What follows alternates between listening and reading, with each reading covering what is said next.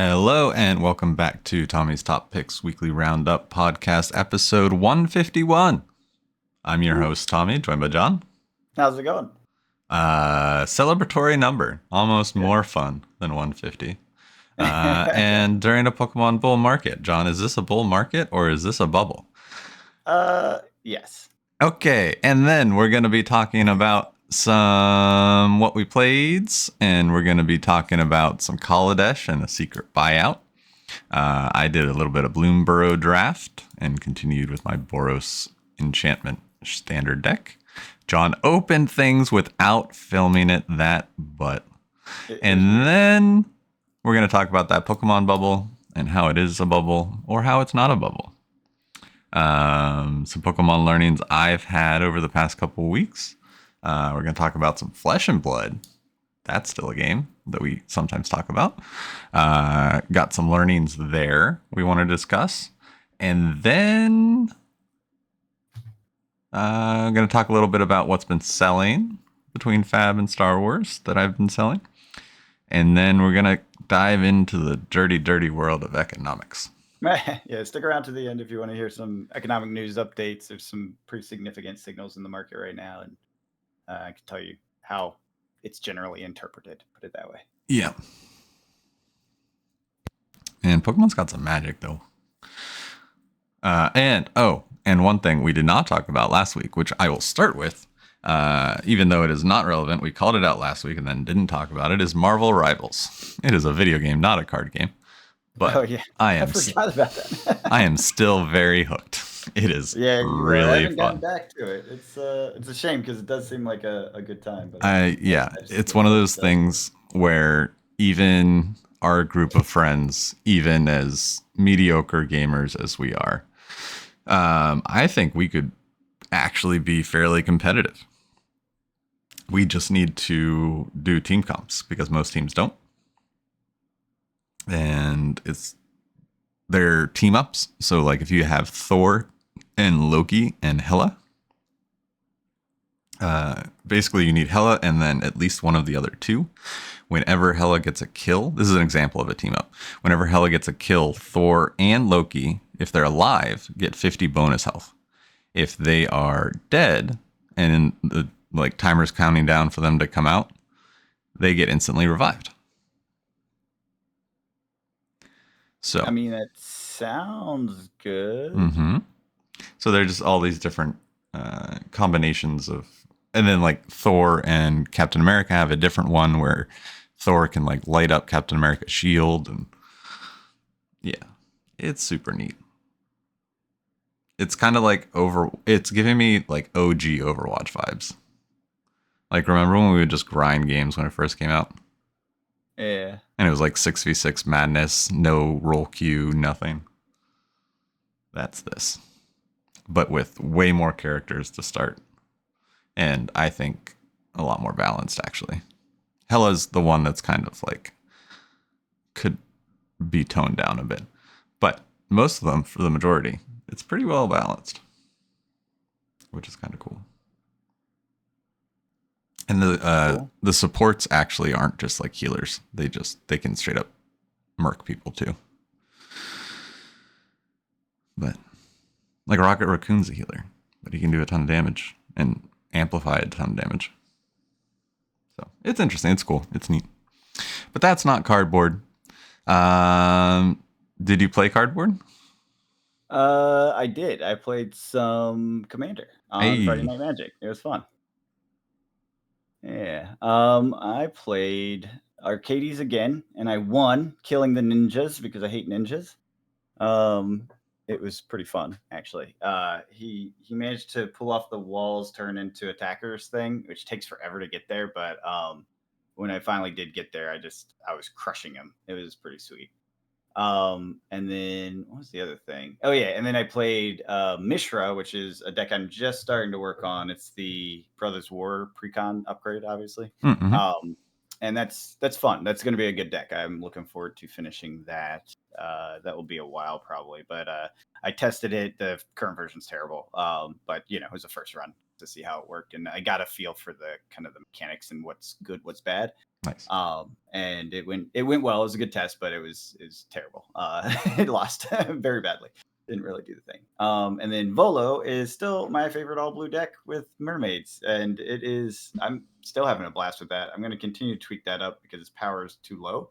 It's good. It does what it wants. It's trying to do, like blue silly stuff, but it is too low power to like hang at the tables play at, because it's a little bit slow to get going. It doesn't have enough interaction because I tried not to put all the counter spells in it. Get Fair. bad counter spells. But I'm going to add those, some of them at least, so that it has a bit more interaction. And then some of the staples, was it like Swan Song and Pungify, those ones. So I don't have some of those in there, so I'm going to get in there. So basically make that more interactive, and then maybe do something to ramp up the impact, the anthem stuff, the creature tribal anthem stuff. I don't know. I want to tweak that one. I love it. I'm a big fan of it. Even if I didn't change it, it would still be one of my favorite decks because it just does silly blue stuff. I'm trying to remember the exact play, but basically on at the instep of the person right before me, I was able to like draw a ton of cards, drop mana on the field, untap, tap it to draw more cards, untap everything. Like it's the most ridiculous instep I've ever done. And my board state went from like mediocre to like I'm here, at their instep, and then I got to untap and do my turn. It was almost like having two turns. It was fantastic. That's And I cool. think I started it with only 3 mana open or something, but because of the way everything like you rolled out, I got like a signet in there, so that gave me 2 more mana. I got this one card where you can go hunt cards, and it basically gives you 1 or 2 mana on the field. And then what was the other thing? There's another one that ends up dropping mana on the field. So it's like it just ended up like I went from a little bit of mana to a lot of mana, and using that mana to get more cards got me more stuff. And then I got to untap and actually start my turn. Everyone's like, "What the hell just happened?" So anyway, so it was a lot of fun. It was a lot of fun. Nice.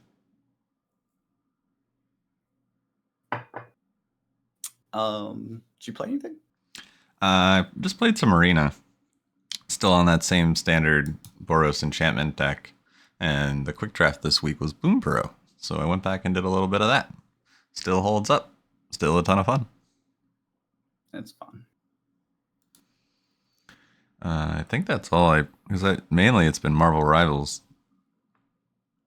And then, in WoW, still playing that, still raiding every week. We're now 7 of 8 on the heroic raid. So 1 more to go. We should down it this week, which is super exciting. So we'll get ahead of the curve. But almost brought Star Wars to a holiday party last night, but decided against it to not be rude. But yeah, besides that, I didn't really get any opportunity to play. This week I might. I have a work holiday party where part of the day is set aside to play games, which is kind of cool. So I was going to bring the starter decks with Luke and Vader there.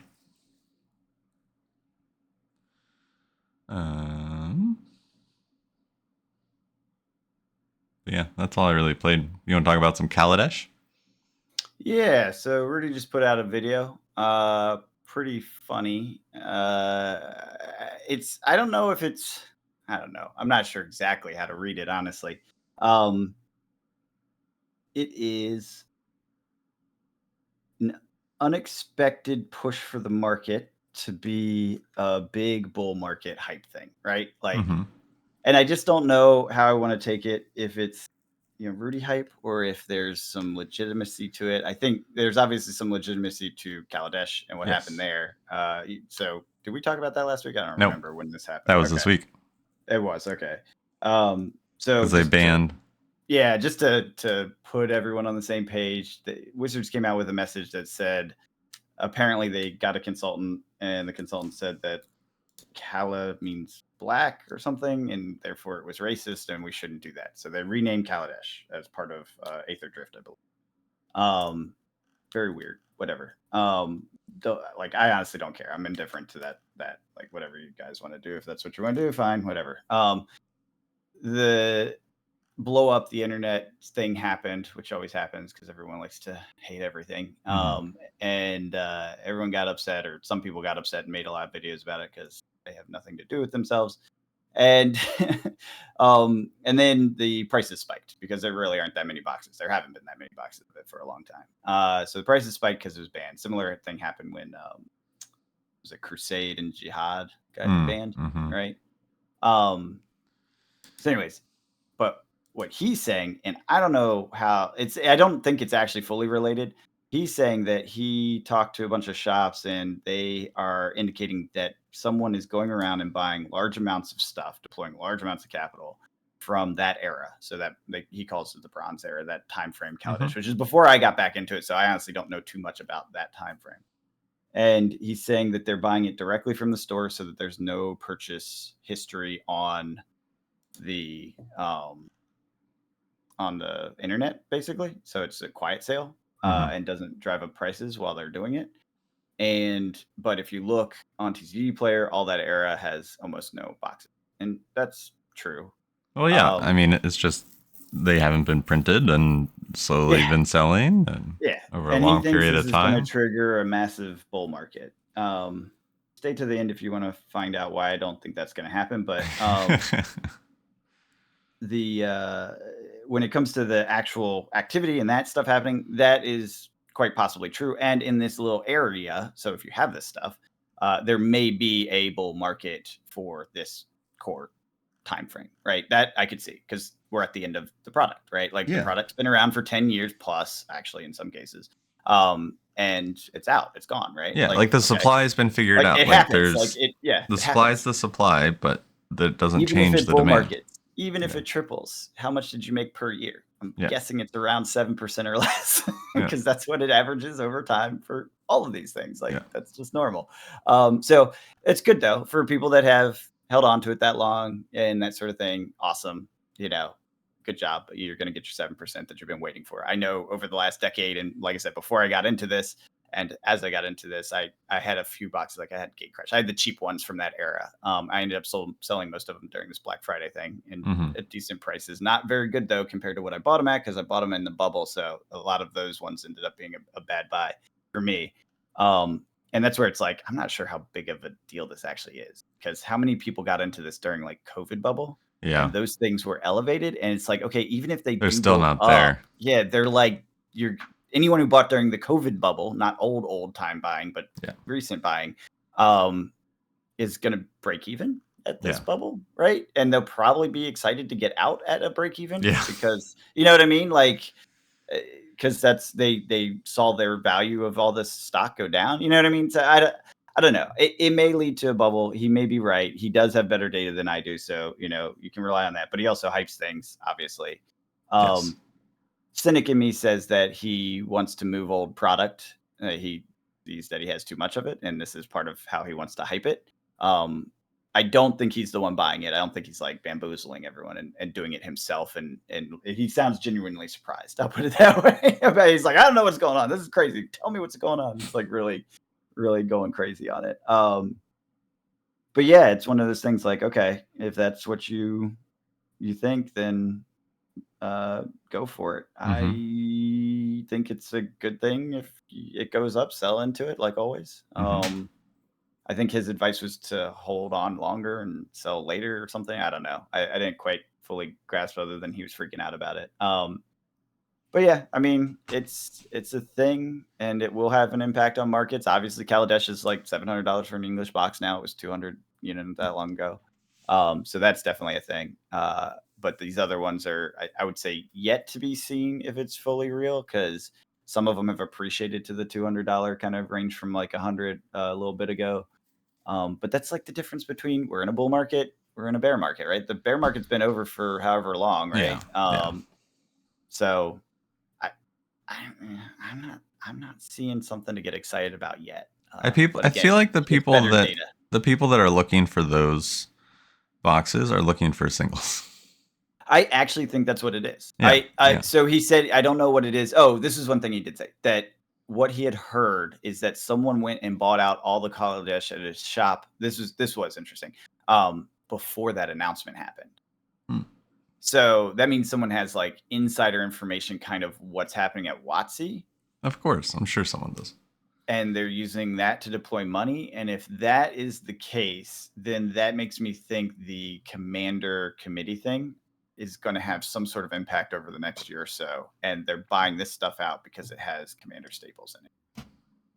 That's what I think. Like, that's my conspiracy theory. And that would be why, because all the boxes that he listed that I knew, because I don't know that era very well, were boxes I bought when I got back into Magic specifically to get commander cards. Like, and I opened them. And I opened them all. Like, I opened a Kaladesh, I opened a Dominaria, I opened that era specifically because I wanted to have a good collection of commons, uncommons, rares, everything, and see what I get, because it's fun to open stuff, right?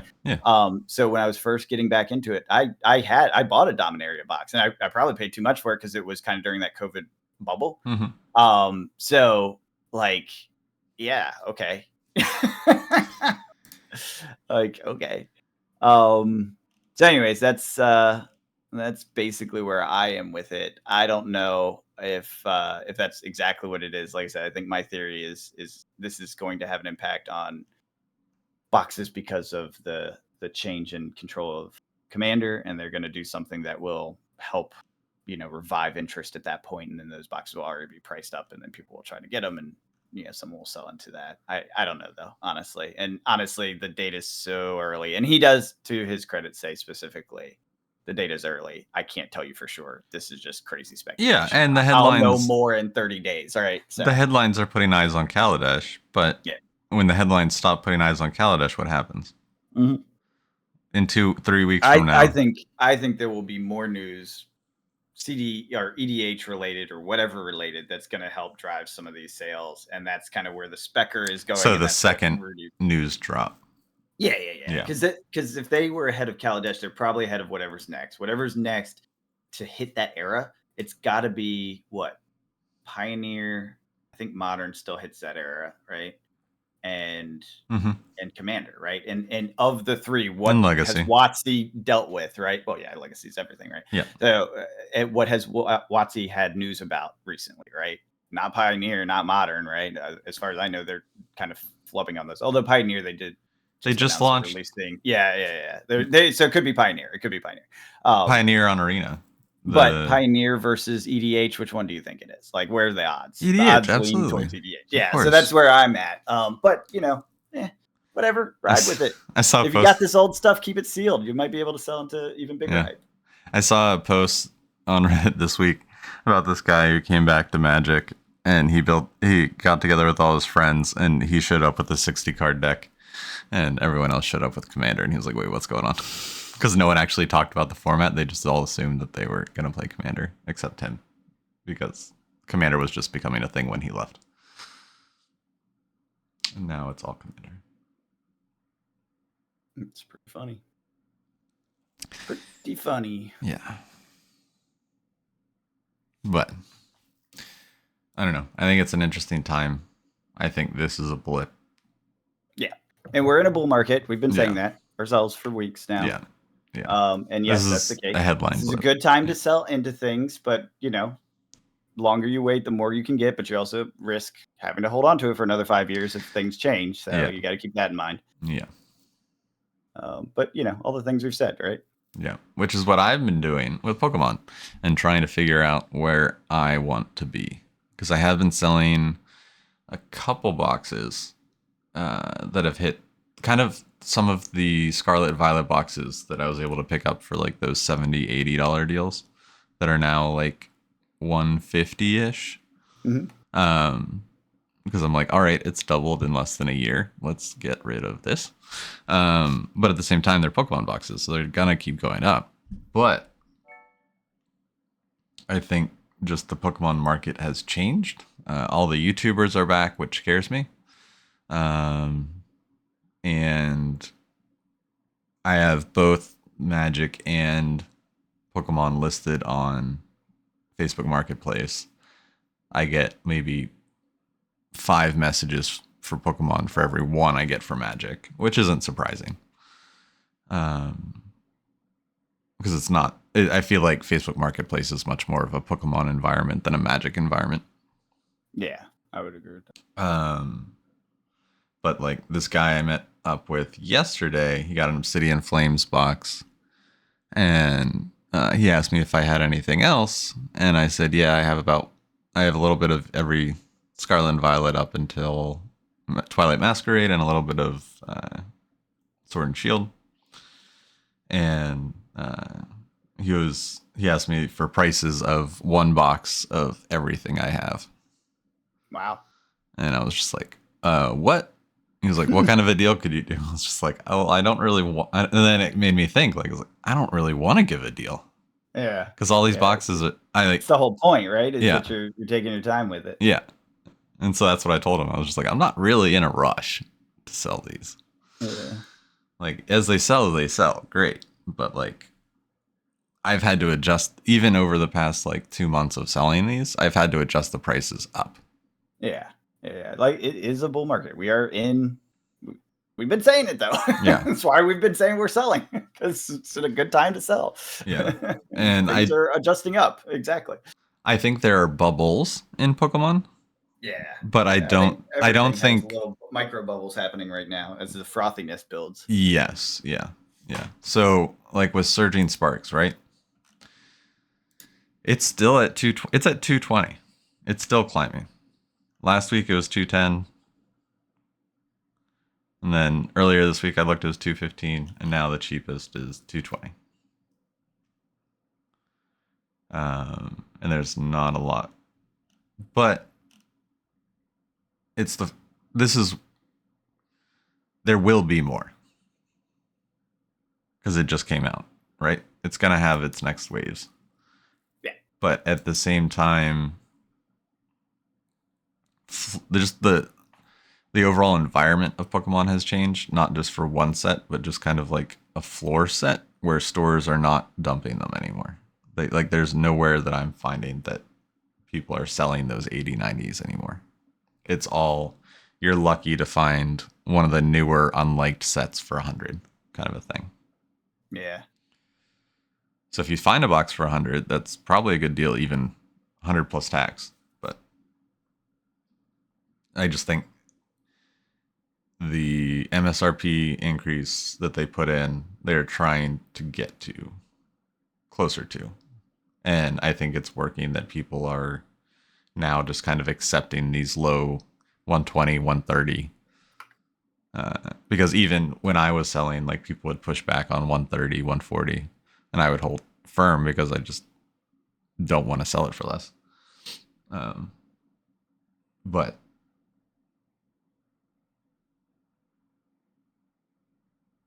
now people are just like, oh, this is a great deal. Like the thinking has flipped, which I find fascinating how fast that happened. It does. It does. Suddenly it's everyone buying market. Yeah. When everyone gets excited, I get scared. When Yeah. everyone gets scared, I get excited. Yeah. It's the best way to play any market. Yep. Yep. Now you just don't want to over correct, like go too quick, right? When everyone starts to get excited, don't get scared yet. Give it a little time. Let the excitement build, right? But start to get scared, and vice versa. Yeah, no, for sure. Talking about buying things during down markets and talking about selling things during up markets. It's a good pattern. It works out. Mm-hmm. It works out. Oh, we kind of jumped. I didn't talk about what I opened. Oh, what did you open? I opened collector box, baby. Hey. I opened every collector box that could have had a serial card in it that I owned still, except for the Lord of the Rings one. Even your onesies? My onesies? What's my onesie? Like, you don't have your onesie for the shelf? Yeah, these are my onesies. Yeah, that's what I was asking. Remember, I sold my seconds during Black Friday. I got rid of all of them. The only one I opened your onesies. Horizon 3. I opened my onesies. I felt like I deserved a reward for all my good work, and I wanted more inspiration to build new EDH decks, right? Because I have my 3 that I've been talking about, but I was like, I want to do something different. I don't know what I want to do, and so I was like, well, let me open a a box of this collectors, and I think it was Modern Horizons 3 was the first one because I had 2 of those, and just see if it gives me any inspiration, and it did. And I was Nice. like, oh yeah. Oh, I forgot MH3 is about a great set. it was, yeah. And I don't remember which one I pulled out of that, but basically I have like a dozen new commanders that I want to build. So Nice. so I'm very happy. It did exactly what I wanted. I feel good about it. Most of the boxes were in the 200, like under 300 range, so I don't feel bad about that. Like one was like I think Brothers War. It was basically the serialized ones I still had. Yeah. Except for Lord of the Rings. Ravnica Remastered, still my favorite to open. That was Did you open Fallout? No, I had sold my only Fallout. Okay. I didn't double that one. I only ever had one. So Okay. that sold during Black Friday. Yeah, which is fine because honestly, I'm not like I want single cards from Fallout. I'm not really interested in a bunch of cards from Fallout. That's fair. That's kind of what held my hand on Lord of the Rings too. I'm like, I could open this and waste that. Like, for one, it's $700, so it's that one actually does hurt to open. Yeah. And two, like, unless I pull a Soul Ring serialized, I don't know if there's anything in there I actually want. Any serialized, I'd want. There's some really cool lands and stuff. I don't though. Like that's the thing. There's only one in there that I actually want, and that would be one of the rings, the soul rings that they have. Because I love those. They're beautiful, and I would definitely use that. Like it would go in a deck, and I would love it. Human, elf, or dwarf? I like the elf one the best. Yeah, but they're the I would rares. be happy with any of them. Like I would literally be like, "This is awesome," and build a deck around. Like if I got the dwarf one, I'd use my my dwarf animator deck around it. You know what I mean? I would definitely be like, this is a centerpiece to this awesome deck that I want to build. So, but that's the thing. That's it. That's literally it. There's nothing else that I want out of it. Which is probably like, yes, if I got Orcish Bowmaster, great. I got a $40 card. Was it worth the $700 for the $40? Like, no. See, that's why it's like I don't want to open that. Yeah, I will sell that when it goes up more. That's fair. But yeah. So, anyways, it was a lot of fun. I really enjoyed it, and I have a stack looking at me from behind, like behind me on the shelf, that is waiting to become decks. Nice. So, anyways, so is there other market stuff with Pokemon? Sorry. No, you're good.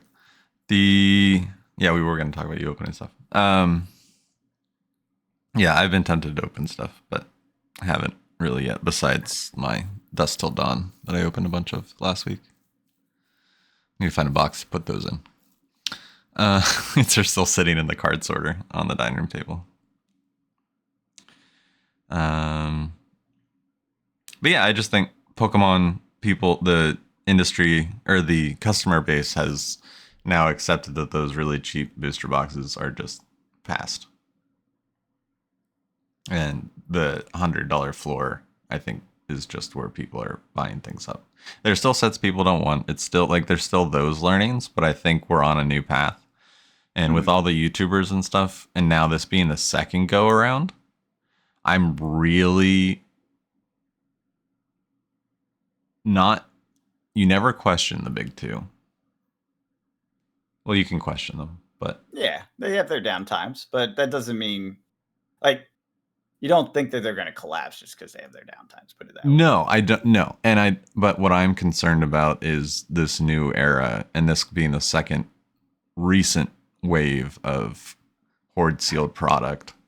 Yeah. Because like now, instead of, it's changed over the past 2 months, and I'm really glad I decided to start selling during these times. So I got both of these sides, because at the beginning it was, oh, I've been trying to find this box locally. I want to rip it. And now is the packaging good? Is it look good? Is it clean? Now people are looking for sealed to hold, opposed to let me rip it. Yeah, that is a different tone for sure. Like the first couple ones, it's like, oh, like this guy bought a Magic Collector box for him and a Pokemon box for his daughter, and it was all cute, and they were going to go home and rip it together and have fun, and he was teaching her how to play card games, and I was like, this is incredible. I'm so glad I'm selling to these people. Like, great. I even gave them a deal, because I don't know, just the look on the daughter's face. She was so excited holding that booster box. She was like, a whole box? That's so cute, right? And then I could tell that the reason she got a whole box was because the dad got like I think he got 2 Magic collector boxes or something. But it was cute. It was fun. And yeah, they bought enough that I was just like, yeah, here's like take like $30 off or whatever. It's no big deal. But got to get the next generation of cardboard crack addicts. Oh, I'm not worried about that. I'm not worried about that. My cousin's kids, they are all into Pokemon. 100% in. Like now they know that they're now old enough to remember who we are. And so now every time they see us and they know we're into Pokemon, my wife and I, they'll just come up and just start talking Pokemon every time we see them. And I'm going to be so sad when that ends. Yeah. Because it's going to end eventually. Oh, of course. Yeah. But it hasn't yet, and I'm very happy about that. That's cool. And then, because like, there was like a coloring book one year for Christmas, and then we were all just sitting around coloring in the different Pokemon and playing Pokemon, name that Pokemon quizzes. And it was cute. It was fun. It was just like reliving. It's like the things I did as a kid with Pokemon. It's childhood all over again. Right? And I'm just like, this is incredible that Pokemon has persisted to what would have been my kids' generation. And it just has only gained steam. Like, it's crazy. Like, now, long term, of course, I think Pokemon is still fine. But just in this short window, I have... there's just a lot of uncertainty because you have a lot more people collecting than ever before. I think, personally. Both sealed and singles. But on the other hand, you also have the grading market, which is where things get crazy because the grading market, the price for like a graded 10 of some of these chase hits is so much more expensive than a raw, so that the raws, people are now making plays on the alt arts and buying up all the raws on TCG Player, trying to flip them and grade them. And so that's pushing the price of the raw cards up. And so a lot of them are getting to scary levels. Like, remember when we were freaking out that like Moonbryon was like $700? Yeah. It's like a $1,400 card now. Yep, it happens. And there's a new one coming out in the new set, and I don't know. It's weird. It's different. It's the next hype cycle. It's fine. Yeah. That's how it goes. Pokemon's Pokemon. Yep, but be careful. Yeah, just note it doesn't last forever. And if you're buying into the hype, which, we've made that mistake before. Yeah. I mean, we have a new floor, but it's a floor, I think. Yeah, just expect to hold it for a while. Like, if you're comfortable with that, it's perfectly fine. You know? I think any Pokemon box you hold 5 years, you're fine. Yeah, pretty much. At least so far since we've been doing this together, it's been that. I haven't made it 5 years. I know, that's what I mean. It's already everything's been fine. We've looked at has done just fine over the time we've been doing it since 21, right? I mean, I stopped the last new booster box I bought for Pokemon was probably about 6 months ago, I'd say. And every single one is up. Now, that's the timing. It's not going to be that way. That's moving lucky. forward. That's lucky. That's why you say wait 5 years. If you can wait 5 years, then you'll probably be happily surprised. Yeah. Like, it won't be 5 years. No. Oops. Shrink everything on my computer. No. But it is nice seeing the extra space on my shelf again. I know, right?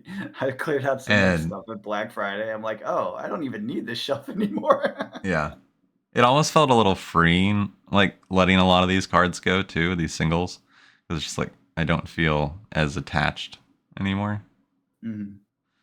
And it's just nice to, like a fresh start kind of thing. But, I mean, and then I was talking to my wife about it. How many hobbies can you say you get into that you can get this much back out of?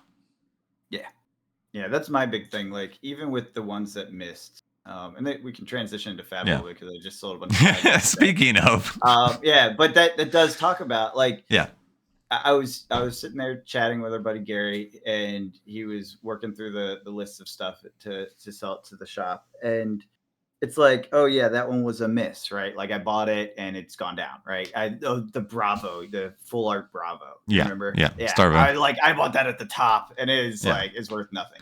Yeah. But the thing is, like, it's fine because other stuff went up, Yeah. and I actually lucked out on my timing, like because I had a ton of ice stuff, and Yep. that new Oldham is out, and he needs all the ice Jarl. stuff. Yeah, so like that really worked out in my favor because I had a bunch of. I even had the ice shield and Mm-hmm. some of the cold Stalagmite. foil stuff. Yeah, the My fancy stalagmite. stuff. Yeah. No, not yeah. Stalagmite. My stalagmite Yeah, sold. yeah, and so he was like very excited to have it because he knew people would buy this stuff, Yeah. right? And it was at a premium right now, so I was very excited to let go of it. So it was one of those things where it's like, yeah, you miss on some stuff, it's fine. As long as you're in overall being patient, you will overall make your money back. And Yeah. that goes for the boxes too, right? Like not every box is gonna go up, right? We know this. Yeah. And definitely not Singles is by guaranteed. default diversification. Yeah. So, anyways, it was pretty cool. Or that is a pretty cool part about this hobby is that you end up making money, you have fun along the way, and it's like even if you just break even, you're having fun and you're breaking even. Like your hobby's paid for. You know how many cards I have now because of all this stuff we've done? Yeah. Like Yes. I Yeah. have and I'm keeping these. These are not going anywhere. I'm playing them. Like Yeah. I made Yeah. commander decks out of them. I like my collection. It's at a place where I'm actually like I don't have stuff I don't like anymore Yeah. or don't want anymore. I just have stuff that I actually want to have around to make decks with. Yeah. And Which is I'm happy yeah. to have those, and I think I will have them for probably a decade and not feel bad about it. You know what I mean? Yeah. And And then when it's you're done with all it, paid for. eventually, yeah. Yeah, it's all paid for. Like it's already all paid for. So my cost basis is probably zero on my entire collection, and I know I have a lot of money in value in this Yeah. collection if I ever go to sell it. So I think it's a pretty cool hobby. It's a pretty cool thing to be able to do. You do have to be, thoughtful. You can't Yes. just Yeah. dump money and expect it to work. It won't. You have to be thoughtful. You have to think about the market timings and stuff. And at the Absolutely. very least, be ready to hold on to it for a long time. But I'm pretty sure even with my worst losses, I made out in the 5-digit range. Yeah. So at the end of all this, plus my collection. So I walked away with a collection of cards that I want and, 5 digits in cash in the bank that's going to be put towards another venture. And that's fine. Like Yeah. that's a great 4-year journey. Yeah. I'd say so. For a hobby? For a Yeah, hobby? I yeah, yeah, mean, yeah, exactly. So, and it's not over, obviously. no, Like, I no. don't mean to make it sound like this is the conclusion, but this is No. definitely the I mean, end we've of been that doing this a cycle. while. Yeah. Yeah, this is that first cycle, like And I getting think in, buying the wall of sealed stuff, and now it's all almost gone. I'm down to like a dozen boxes of stuff. yeah, and a lot of people talk about how like the average card player stays in the hobby about 2.5 years max, Yeah. and then rotates in and out. Yep. We've surpassed that by quite a bit. We've jumped from Yeah. game to games, but stuck within the hobby, and it's really interesting, like how my views have changed, even with the time. Like obviously, times change things, but just being in the hobby for these years and experiencing and learning from the past couple of years, I feel like coming at it now with this new, cleaner, fresh slate after selling off things that, like you said, this doesn't bring me joy. This doesn't, Yeah. I don't need this. I don't want this, but I have this. Getting those out and then just getting down to what you want. Yeah. So, and what you So want can change, but you can make those changes in the hobby. Yeah. So I sold the rest of my fab. Let me tell this story at least a little bit. Mm-hmm. So we've been talking about, I was selling my sealed stuff and I was down to a couple cases. I'm down to just one. One of the 2 cases I had left is gone. So I just have Uprising case. You have one Well, Uprising and case. the old stuff. Like I still have my first edition crew, which just got flooded because Rudy just did a big sale with it. And then I have my first edition Arc because it's too expensive. People don't want it. Yeah. Which is fine.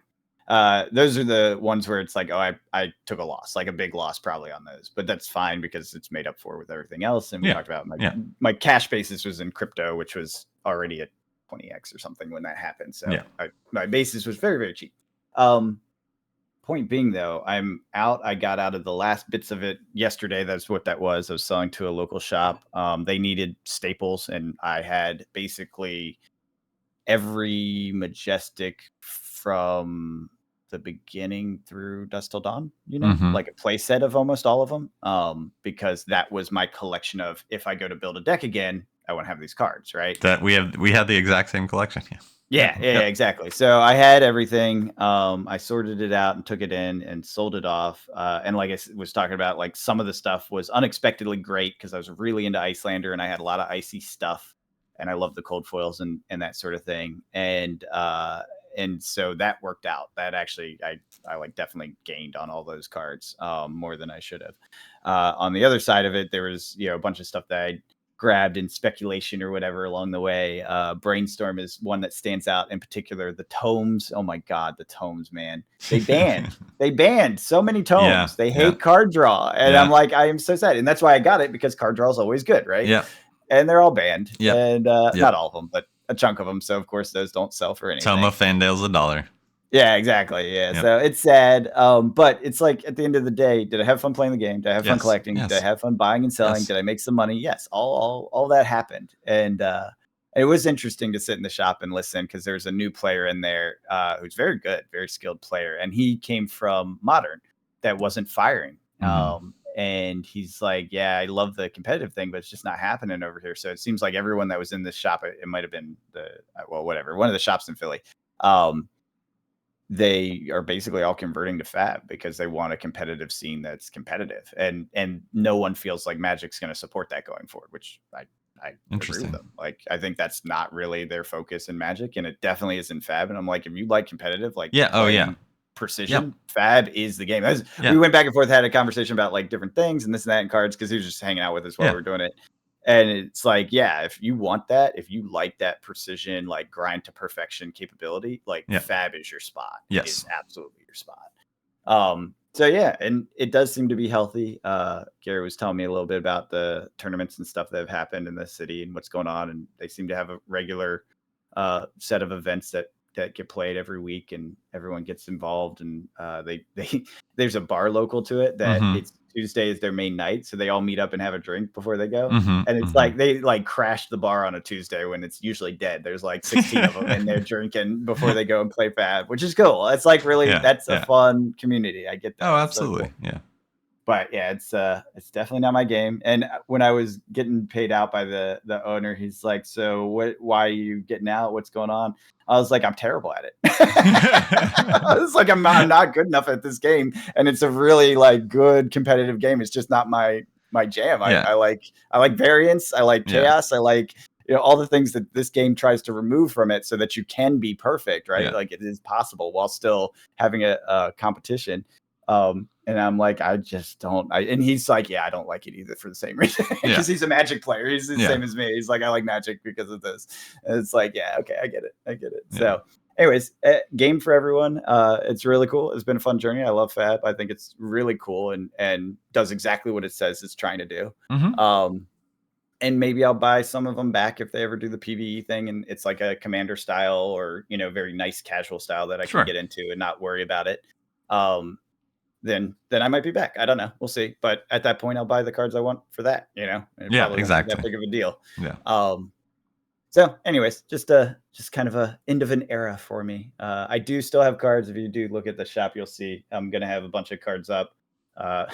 So we sat there for 3 hours putting this stupid stuff in order and in the list and all that stuff, and then the Dragon Shield app crashed and lost the list. So we had to go through it all a second time. So the second time he was a little faster and also a little looser on what he bought, because he's like, we just did all this. I don't want to do it all over again. So he basically went through and eyeballed value cards and grabbed them out of it. So I ended up with some stuff. We estimate there's about $600 of value, give or take, maybe a little bit more, maybe up to $1,000.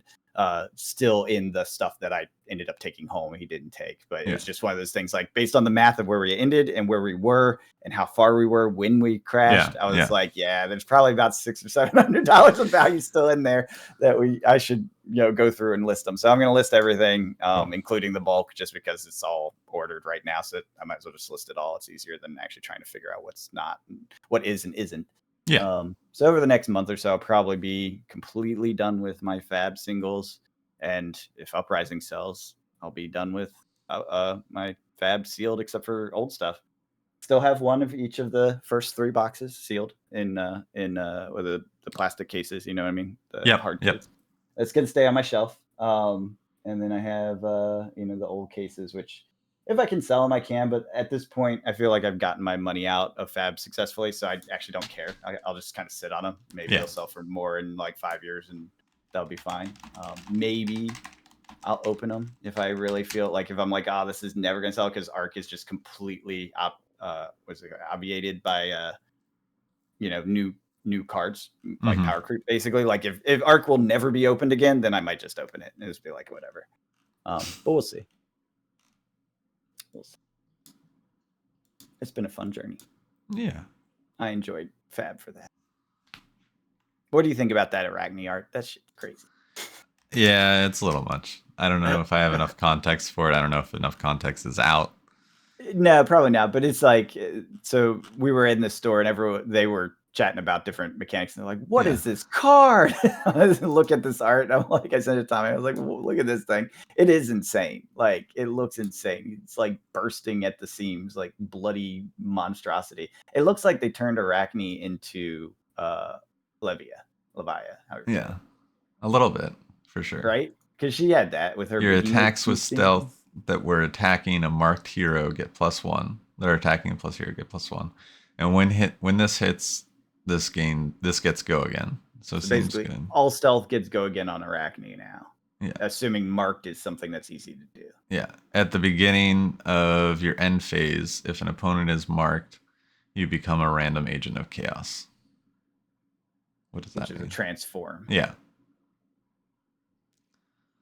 Yeah. But they're just trying to make Arachne function. But then why introduce randomness?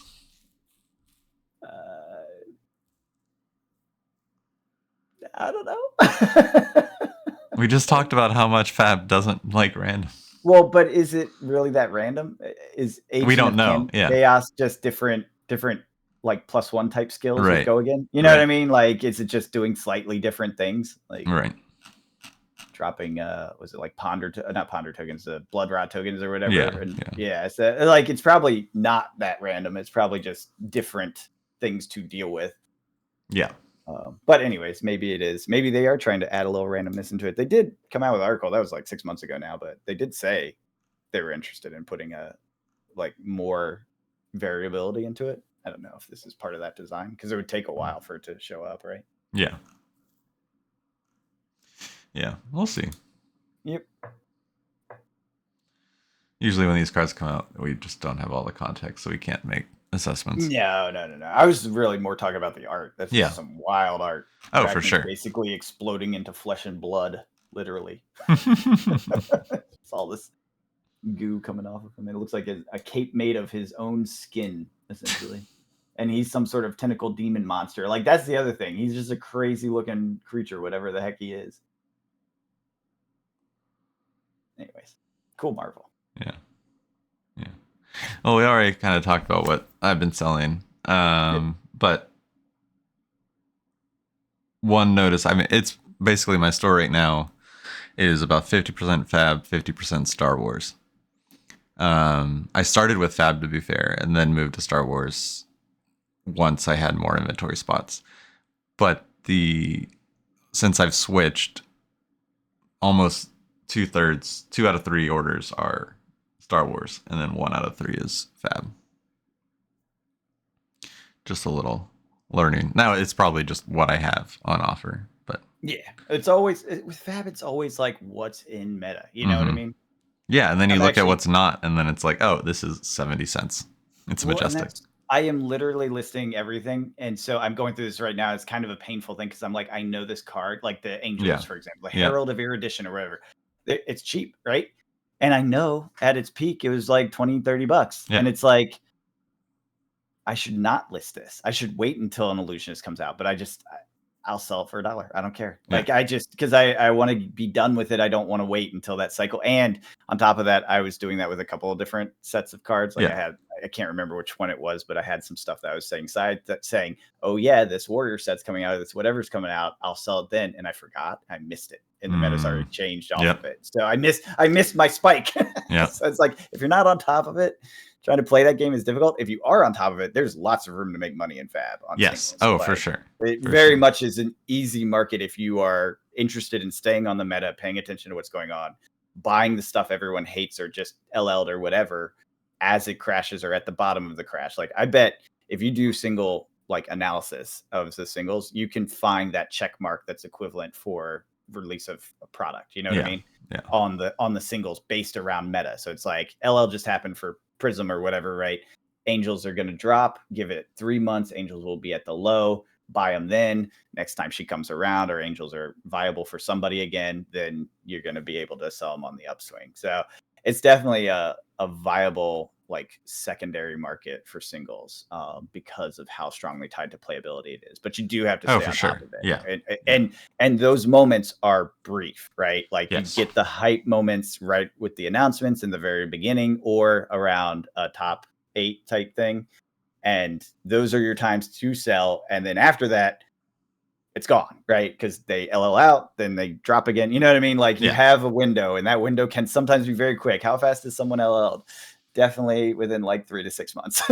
That has happened. So if you're not paying attention, you can miss your entire window. But it does seem they cycle back. And so it seems like most things will have another opportunity. Not everything, obviously. Yeah. And heroes are a bad investment. Yes. The hero card. Yes. Themselves. Yes. I feel like they will never be a good investment because of the way they're doing it. Maybe if Living Legend and or PvE comes around. If that becomes like modern or whatever, but it won't. I will say they just ran a tournament this weekend, a Living Legends tournament.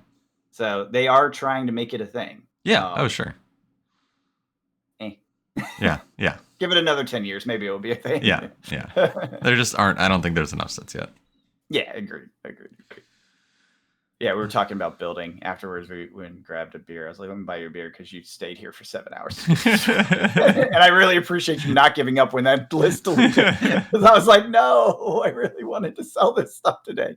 So we were chatting about it, and he's like, yeah, that is one thing I miss from Magic, because he played Commander. He played a lot of different Magic stuff before he got into Fab. He's like, the creativity in building decks isn't there in Fab yet. Like, you just can't build weird things that actually work. And it's like, yeah, well, part of it's the pool, right? The card pool isn't big enough, isn't broad enough. It's there's a lot of stuff, but they're all tightly refined into very specific lanes. Correct. And until it gets big enough where that's going to be less defined or less able to be fully defined, it's just going to continue. Like it's not going to have that creativity in deck building. It's always going to build towards the optimized deck, which is part of the competitive nature. That's where like the PvE thing or Living Legends, where every card's available, like that may end up being the place where that creativity can come out and you get some goofy stuff. But it's going to take a while. You got to have a massive card pool. I mean, EDH didn't come out until Magic was like at least 15 years old, you know? Yeah. So I think it might have even been older at that point. I'm not 100% sure when it came out, but so yeah, it's going to take a while for that creativity to be built into this game, but that's fine. Yeah. All right. Economic news. Yeah. Hit me. What we got? Hit you. So, and many of you have heard me talk about this many, many times, the yield curve and how it is inverted or has been inverted in various parts of, the 2020 crash and all the other stuff, right? So inverted yield curve means the 10-year and the 2-year switch their standard positioning of interest rate variance, and they go in the opposite direction. So what that ends up indicating is that there is a disbalance in trust in the economy, right? That's what it actually means when it inverts. When it Mhm. uninverts, that disbalance in trust has reached its peak and things are shifting. And usually within 180 days on average, you get a recession. As of last week, the yield curve uninverted. So when that happens, you usually expect a recession. Sometimes they're quick. Sometimes they're like that little 2020 blip that was like sort of a recession, not a recession, 6 month thing. Um, Sometimes they're much longer. Your '08 housing crisis was about a year and a half, I think. Some, like the Great Depression, obviously was huge. It took years to resolve. We're not that unsophisticated anymore. I don't see that happening. But point being that when this happens, it's a fairly high percentile chance that a recession is coming on average within 180 days, up to a year later. It can be a year later. I believe the '08 one, it took 9 months for it to actually show up because the housing stuff that was happening for it to actually break into the economy, it took a Right. while. So, point being, this is a pretty big be aware, risk is on the horizon flag, right? It doesn't mean, the sky is falling in doom, gloom, forever, end of world, right? It's not that. And it's also not 100%. There have been times in the past where there is inversion, uninversion happen, and there is no recession, right? So it is not a perfect marker, but it is a very solid one. Like it's most of the time it's right, and also what you do is basically, because it's such an easy signal to see, you start looking at other data when this happens, right? Everyone starts to look for confirmation data. Unemployment spikes, job numbers decreasing, which, to be fair, in the last week, those went the opposite direction. Same with inflation. Inflation went up a little bit in the last week. Again, same stuff we were talking about before with the tariff fear buying, right? Hmm. So inflation went up just slightly, not a remarkable amount. It was like 0.1%. But point being, it stopped going down and it had been trending down. And then employment was actually good. So we have positive signals. So there's no supporting signals to this uninversion being a recession, right? So very possible this one is not a recession. So don't, like I said, don't panic, don't freak out. But because this has happened, it does mean put your defensive cap on, start thinking, start paying attention to the various other signs and seeing, is this going to happen? Is this a thing? Should we look at first quarter or second quarter recession possibilities, right? Hmm. I think based on the other stuff we've talked about, it's viable. It's very reasonable to say yes. I think, you look at Elon Musk's tweet where he basically said, the goal is to crash the economy and then reset it.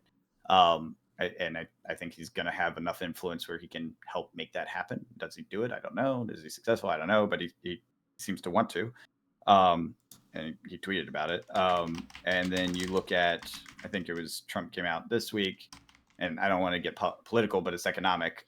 He came out this week and said he doesn't think he'll be able to bring prices down, right? Yeah. Like, Grocery so prices are really hard to bring down, John. it's not something a president can do. It never has been. Same with gas prices. It's always silly to blame the president for this stuff. But Yes. anyways, Joe point being, Biden did that. yeah, exactly. Right. It's point being that it's there are shaky signs, little shaky signs, not big shaky signs at the edges. And, if things proceed as described, such as the immigration deporting immigrants and the tariffs with Canada and that sort of thing in Mexico, we're going to have fairly significant negative impact factors that, with this uninversion, would potentially help trigger the recession, right? Because it's not the uninversion that does it. That's just a sign that the economy's set up for a flick, and it usually needs a catalyst. And the catalyst could be tariffs. It could be deporting immigrants because they're critical to our economy, right? Americans will not go into a strawberry field that has pesticides on it and pick strawberries, Yeah. 12 hours a day. They're not going to do it. And so the strawberries will rot and they won't get to the grocery store, and that has knock-on effects, right? And that's what happens. We've actually seen it happen in small cases in like Texas and Florida, where they've been very strict on immigration enforcement, and they lost their pickers. So you throw that on top of the tariff thing. This is another piece of bad news that came out this week. Canada's, I think it was trade minister, but I could be wrong on who it was, said they would be willing to put up a full, I don't know if he called it an embargo or full tariff or something of that nature on the oil/gas trade that we have with them. And most of our gas comes from Canada. I don't remember if it's crude and it gets refined here at the refineries, but I do know it's very specific, the structure of it, however that works, whether it's refined there or here, and the pipelines that are used and all that stuff. It's like not something you can change easily. It's something like 80% of our gas and fuel comes from Canada's this system. And if we were to cut that off tomorrow, there is not someone that could just be like, oh, Saudi Arabia could help us, right? Like you can't just go get it from somewhere else. It has to be a specific type of crude and a specific type of this, that, and the other. Or those systems, and port and, you know, endpoints and stuff like that. And basically, if Canada decides to do that, it is a nuclear option on us. Like it will do massive damage. And they're basically doing it because of the threats of the, you know, the tariffs on them. They're saying, well, if you do this, we'll do that, right? The tit for tat stuff. Yeah. And so again, any of those, if they happen, but you know, we all saw Trump's first, you know, administration. It was pure chaos and a lot of stuff didn't get done that was said was going to get done. So does any of this actually get done? That's still the question mark. I mean, the great state of Canada. Yeah, right. That's so ridiculous. But you start looking at it and you say, okay, there's enough potential catalyst points, right? Enough things that can knock down the first domino lined up on the horizon. Yes. In rhetoric, not in reality, but in rhetoric, if any one of them happens, it's probably enough with the uninversion to trigger the recession, right? So I would say fairly good odds of a recession. Question mark on how big it is, how long it lasts. I think that depends on this rhetoric stuff. Like if we do get in a full-on trade war and Canada cuts off our gas and Mexico cuts off our fresh fruit and stuff, and we've deported all immigrants and we have no one to pick food, yeah, that's a major economic crash, right? Like if all that stuff happens, we're gonna have a major economic crash. But chances of all that stuff happening seem pretty slim. So again, defensive hat on. Start looking for putting stuff in non-speculative assets, pull out of the high-end, high risk stuff, and decrease your risk portfolio down. That's the typical advice. That's what I've been doing. And you know, cash is king in those situations, or cash, you know, liquid derivatives of cash. And then of course you have your defensive bonds and gold and stuff. Although honestly, I'm not sure how good bonds will be at this point. Right now, it's probably too late to do that.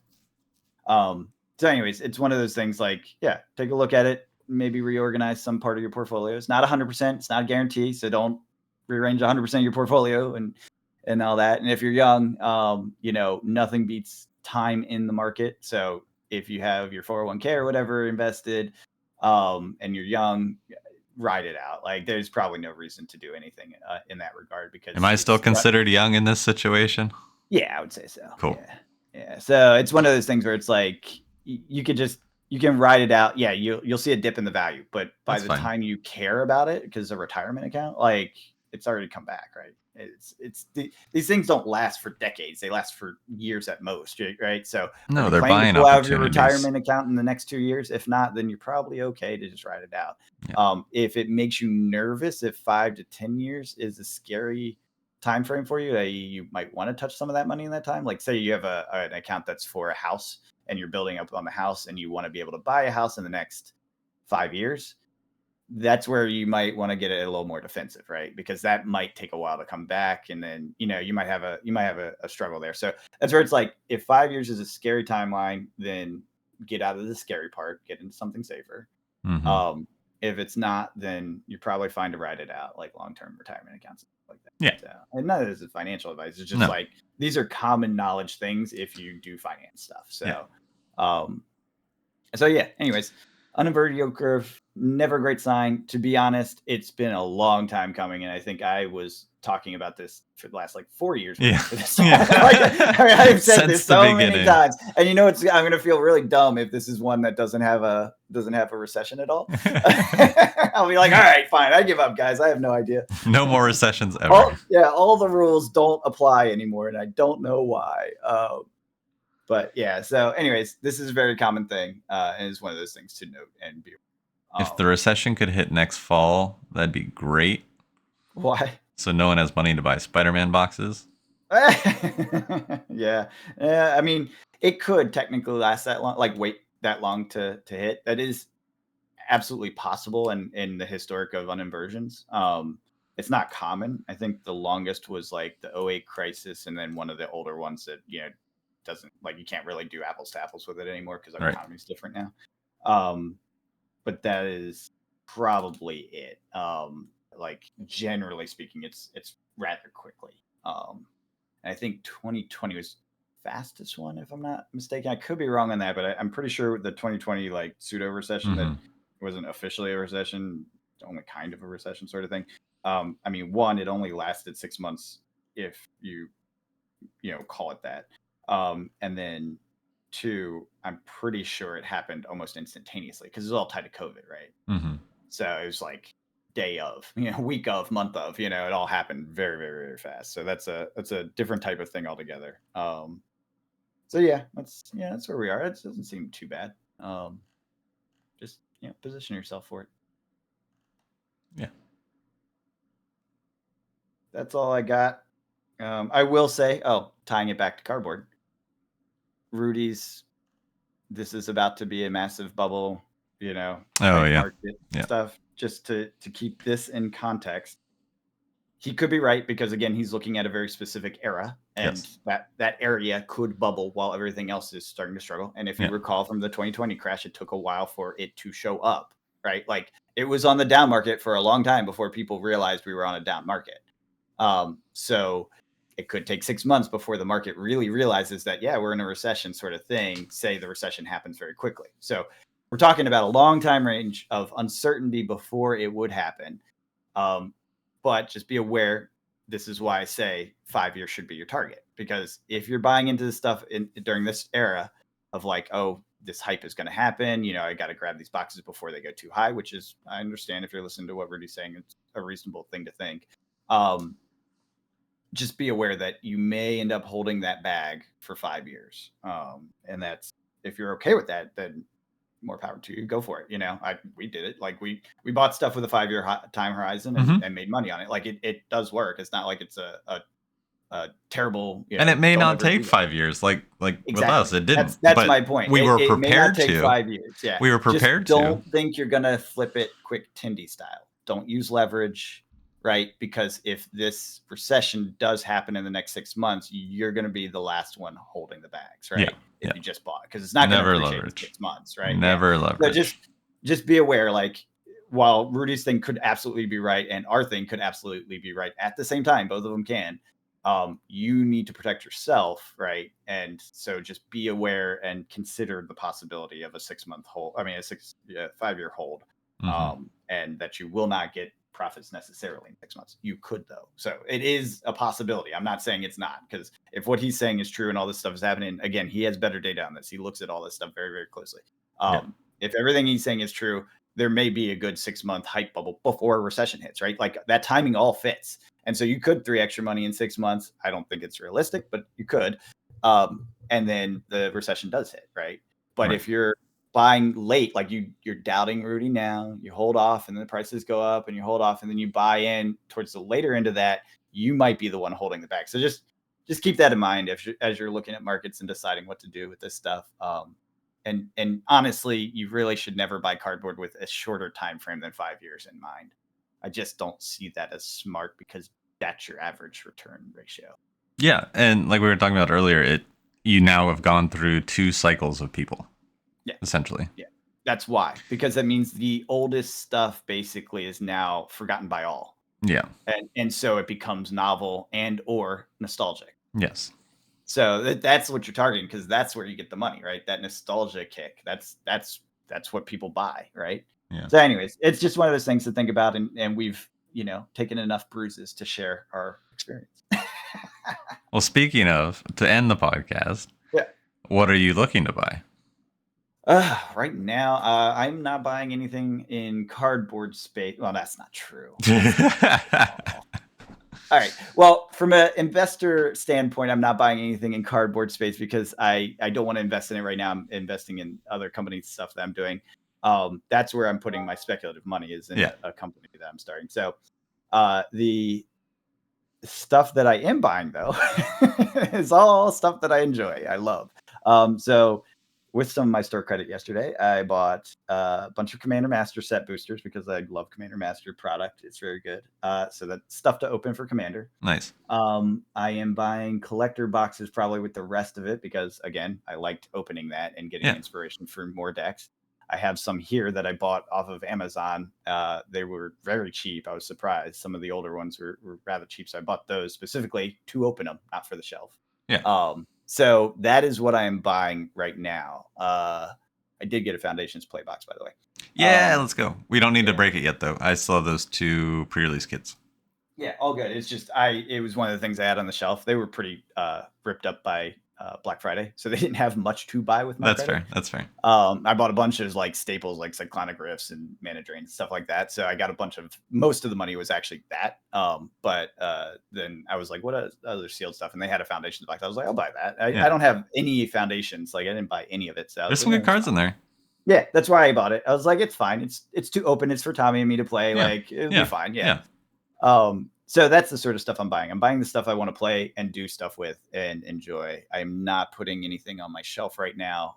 If anything's a spec at all, it's just Commander staples, I would say. Yeah. Because I'm buying those, but not in a sense to speculate, just because I know I'm building a lot of decks and I will, like, why not have Cyclonic Rift, right? I should never not have it. No. So that's the idea, is like, that's the stuff I have that's probably going to appreciate and hold value over the time. But there's nothing that I'm specking on right now. So.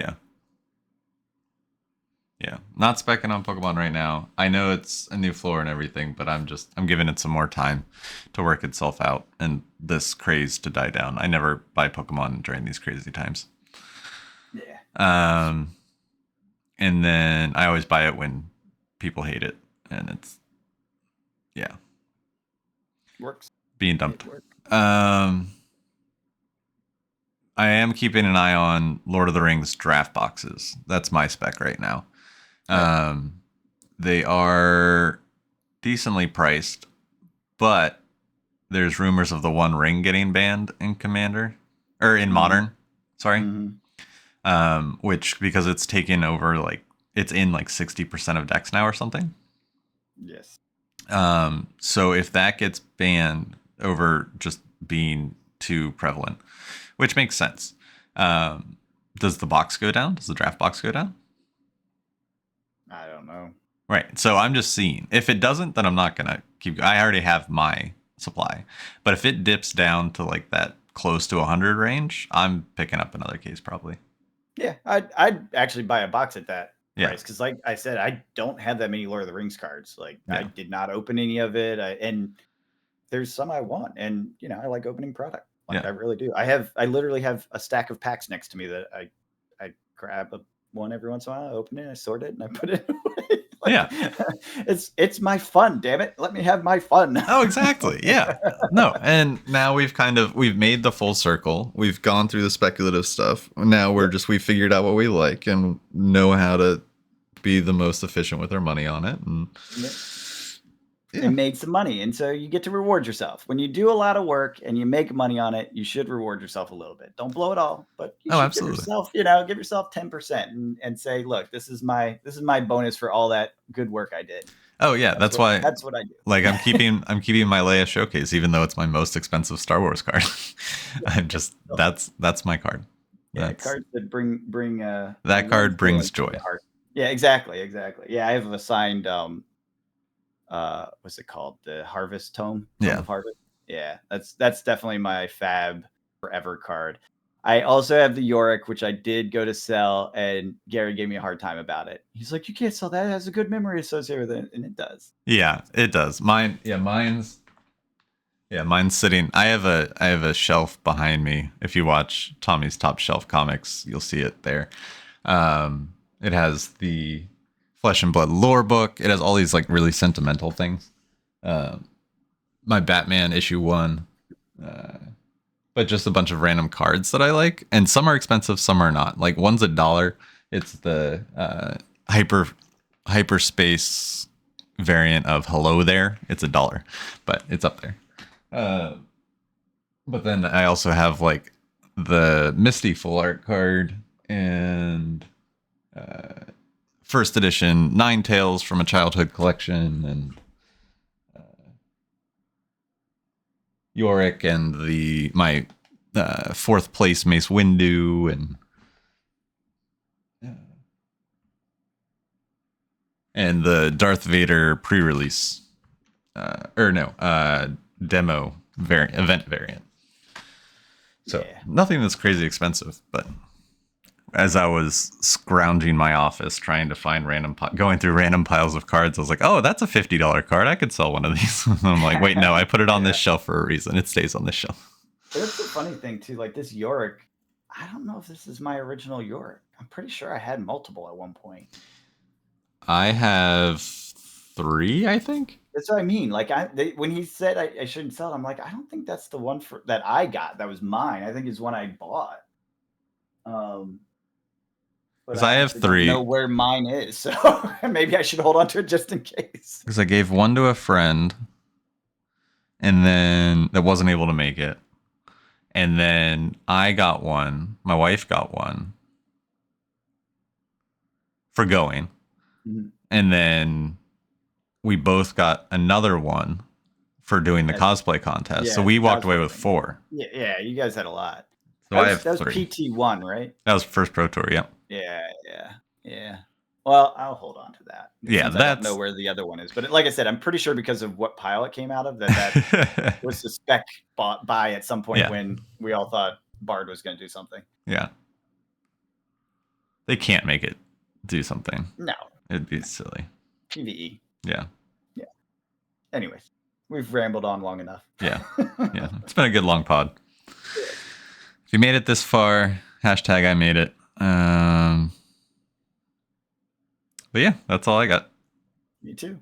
Cool. Well, until next week, we'll catch you guys later. Have a good one.